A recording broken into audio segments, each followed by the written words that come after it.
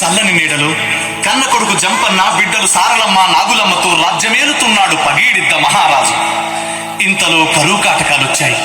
కాలం అడ్డం తిరిగింది, మేడారం బీడయ్యింది. అయినా పన్ను కట్టమని పర్మానా పంపాడు ప్రతాపరుద్ర మహారాజు.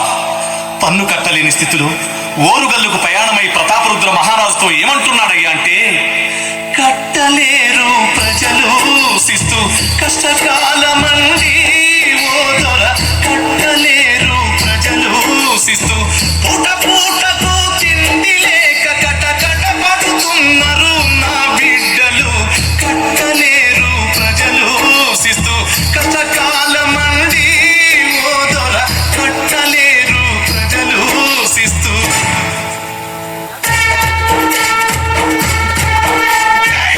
పిచ్చుకా పులితో ఎదురు మాట, పిచ్చుకా పులితో ఎదురు మాట, తెచ్చుగాను హద్దు మీరకు తెచ్చి ఇచ్చేసిస్తూ మొత్తం పిచ్చి కరువు కథలు చెప్పి చిచ్చి కొట్ట ఓకు నన్ను పచ్చు కొట్టడు మిగలకుండా చిచ్చు పెట్టెదర చగొట్టకు కాచుకో కథన రంగమ్మంద కలుసుకో కథన రంగమ్మంద. ఆ తరువాత ఓరుగల్లు దండు మేడారం మీదకు ఎలా కదులుతుందయ్యా అంటే, కొండరాళ్ళు దొర్లిన శబ్దమున దండు బదులు ఆ నిమిషం చూడు, 100 ఏనుగులు ఒక్కసారి కింకరింక ప్రతాప శంఖం చూడు. అరే మడమ తిప్పని పగీడిద్ద మహారాజు కూడా మరి వెనుకకు పోడు. కురుములన్నీ మోగించి సేనలను ఏకధాటిపై నిలిపెను చూడు.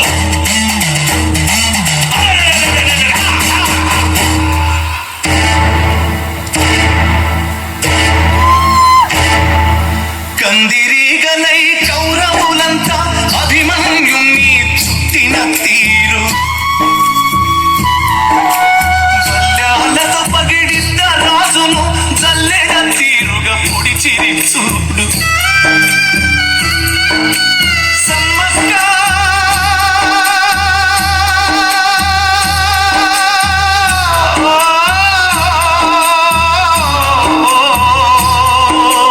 సమ్మక్కాని నేల కొరిగిన భర్త పిలుపు విని లేచెను తల్లి.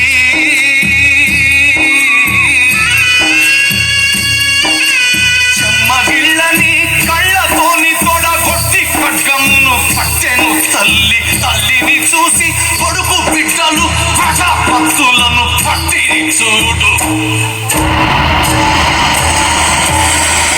కేసిన రామరామో తలు దించమని చెప్పి సంపెంగ వాగు పక్క రామరామో సాగుతుంది యుద్ధకాండ.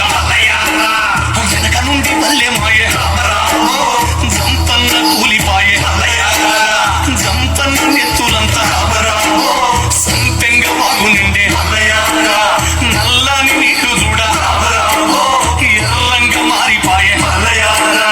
తల్లి బిడ్డలిక శివంగీల వలె తూగినారు తండ్రి, ఎడు ఒక్కరిని కొట్టుకిద్దరిని కొట్టినారు బిడ్డ. కుండా బద్దలై పెట్టులు చిల్లినట్టు సేనా చెదిరిపోయే, కండు ఎర్ర చేసి దండ నాయకులు మండిపోయినారా. కాలయముల వలె సారలమ్మ గుండెలలో పొడిచారా, పొలమంటూ సమ్మక్క పొట్టలో కత్తి దించినారా.